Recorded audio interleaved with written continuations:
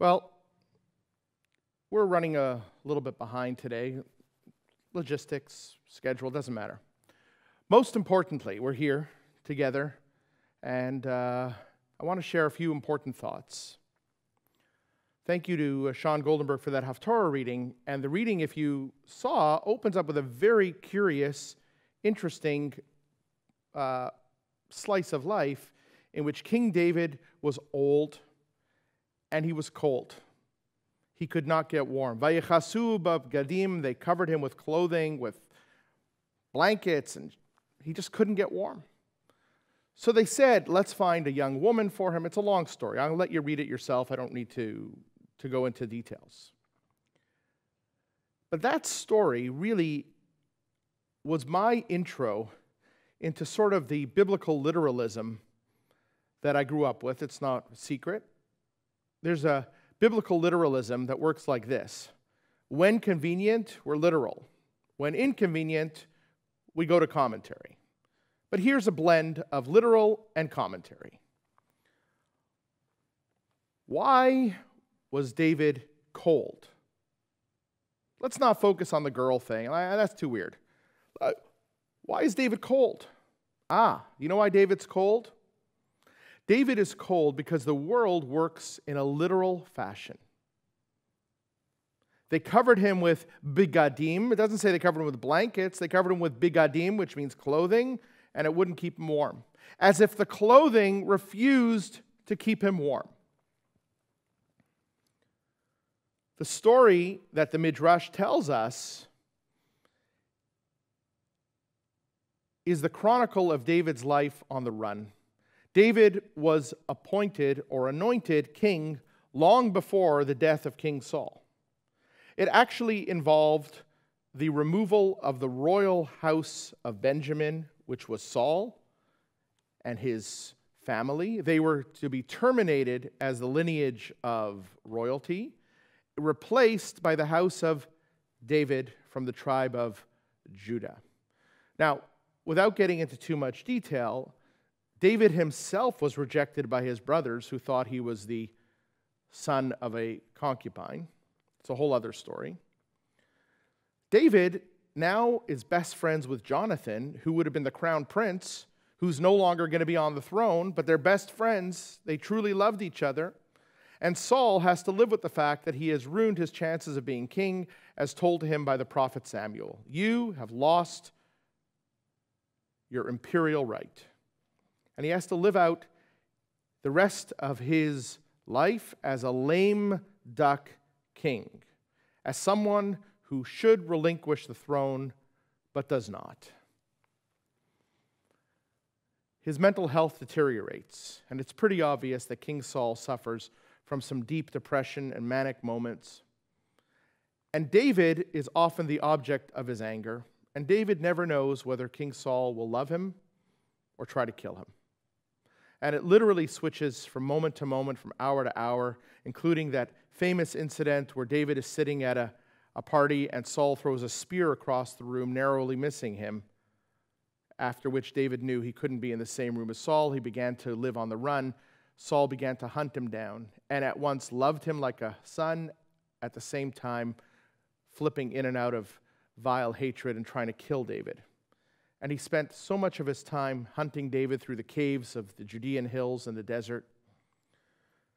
Finally, one night, Saul and his men were encamped in a cave. Saul was obviously given privacy as the king, and the men stood guard. David managed to sneak his way in and get into the cave undetected, took his knife, and cut off the bottom of King Saul's royal robes. Cut a slice of it off, snuck back out across the valley, and in the morning, everybody woke up, and there was David across the valley, safe, unreachable, and he held up the piece of clothing and he said, "Look at the bottom of your robe." Sure enough, David had cut off the bottom of Saul's robe. David said, "I could have killed you. I could have killed you. I was that close. Maybe we can stop this now." Sounds like an extraordinarily powerful story. The idea that David, who was a warrior, could have easily killed Saul, undetected. Nobody would have even known who did it. Yet he chose to expose himself to make a point, holding up the piece of cloth. So here's where the story gets literal. So growing up, I, like many kids, had a messy room, a really, really messy room. It was really messy. It was so messy that actually there was enough change floating around my room that when my sister was given the opportunity to clean it up, she had to clean the room and she could keep the change, and apparently it was enough to fund a large part of her trip to Israel. But anyhow, that's a whole other story. The room was messy, and when the family ran out of spoons, they knew that they would be in my room. But there were clothing everywhere. My father insisted that clothing be treated with respect. Why? And of course, given that we lived in a literal context, don't you know the story of King David? He was cold when he was old because he was mevayesh, mevazeh. He treated the clothing with a lack of dignity. He chose to make an important point, but he cut the clothing. And by mistreating the cloth refused to do its duty, which is to warm you. It refused. So you start to see the blend of the supernatural, the literal, the way the text is massaged to avoid dealing with the Shunamite, the young woman. The focal point becomes the cloth. It becomes why the cloth wouldn't heal. It references David's behavior, and despite the fact that Saul was out to kill him, and David chose a super mitigated path of reconciliation, he still hurt the clothing, and that is anthropomorphic enough so that David is no longer kept warm by clothing, as though they have free will. What a fascinating way of looking at text, but it's quite literal that the clothing chose not to warm King David. Now, I'm a huge believer in reading and keeping up to date on politics, on all politics. And I've said this before, and I'll say it again. If you are honest about politics, you read more than just your viewpoint. You read other newspapers. You read newspapers and articles that you know do not agree with your position. You have to. Otherwise, your position is just an echo. Now, without getting into a lot of detail, I just want to share with you something really important. And it's become more and more evident as time's gone on. And that is that we use technology now, but technology is actually using us. And if you get your news from Facebook or algorithmic feeds, meaning you subscribe to something that listens to what you want, it follows you, it understands what you are looking for, eventually, all you will ever hear and all you will ever read is what you like. And soon enough, you'll come to believe that the only news out there confirms your bias. You might not consider it a bias. You might consider it true. Eventually, the artificial intelligence, the AI algorithm, will make you believe you are right, unless you choose to look for other people's truths and measure them against your own. It's just a fact. That's the way social media works. It takes into account you, and it gives you what you want, because there's a lot of money to be made from people who get what they want. And that is the state of politics today. State of politics today is people are only reading, listening, hearing what they want to hear, and the more you tell the artificial intelligence what you want, the more of it you will get. That, along with one other phrase, defines virtually everything we see now in politics. This defines why people are so divided and believe so much in their own truths, because they actually only know their truth. The other part of this is what Maureen Dowd wrote at the beginning of President Trump's run for re-election. And that was, the media is obsessed with Trump literally. They take everything he says literally. But you need to take him seriously, but not literally. That was evident pretty much at the beginning. I mean, even if you knew Trump way before he was president, in business, on TV, a celebrity, as just a Größemacher in New York and Atlantic City, you just learned very quickly this man was not literal, but he was serious. And that, the fact that a president of the United States was not literal, but serious, really was missed by too many people for too long. So those two factors, literal, not serious, or serious, not literal, really define a generation in which we get our truths because we tell the truth what we want to hear, and we take it really seriously, but nobody believes that anything is literal anymore. So when I talk about ancient text being seen as literal, I also see it as being part of a certain truth that we were fed that is designed to get us to understand compliance. And in my case, it didn't really help me clean up my room, it just made me feel bad. But to this day, though, I will tell you, to my father's credit, there's a residue of respect for clothing. Not discarding clothing. Not buying clothing that you're not going to wear. Giving it to someone you care about. People will say to me, can we donate clothing? And I say, we can do that for you if we have someone who's going to receive it. I don't like the idea that clothing gets thrown away, having been used or loved or not, and gets put into a bundle and gets weighed and gets shredded, turned into objects, or simply gets recycled for financial value. But it's not what happens to the clothing that matters. It's how we feel about clothing. Disposable fashion is one of those things that is really troubling, because it's not about how we disrespect, fashion crimes. It's not a fashion crime. What it actually is a lack of respect for the things that take care of us. So that is my brief intro about literal, serious, and a little bit about presidential politics without jumping into the morass of the current circumstance. I think you all can do that, but that's where my caution to you is: read other sources. Please. Even if you hate them, even if you cannot stand what you are reading, read it.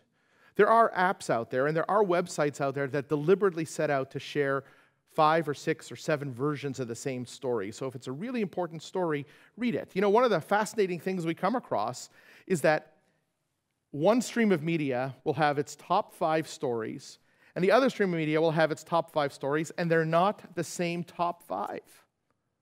That means people are deciding what is important or not. So if you're making that decision by letting a computer figure out what you like, try something different. Just try it. You don't have to change your mind. You should just have a sense of what other people are thinking. It will go a long way. Talking about literal and serious, we need to talk about pandemic this week. We need to talk about pandemic because not only is it at a critical moment in history and our lives, it also is something that the portion references. Not the pandemic part of it. But in the portion this week, we find Eliezer at a well, and he's declared himself. He's declared himself on the mission from Abraham to find Isaac a wife. I have to follow certain criteria. She has to be such and such. It's unmarried, a virgin. She has to be young. She has to be perhaps related to the family. And she has to be willing to come back to Canaan, to where Isaac is. Where are you going to find someone like this? So Eliezer, in a state of unknowing, of a mission that was beyond his control, There is no way, and you should read the story, there is no way he can manufacture this bride. This bride either exists or doesn't, and how is he going to find her out of 1 million people? So he comes up with his own challenge. Oh yeah? You put me on a mission that is impossible to deliver? Guess what? I'll give you criteria. He's talking to the universe. And if you can match those criteria, we'll find the right person. Your expectation is unreal, and my mission is impossible, but what have I got to lose?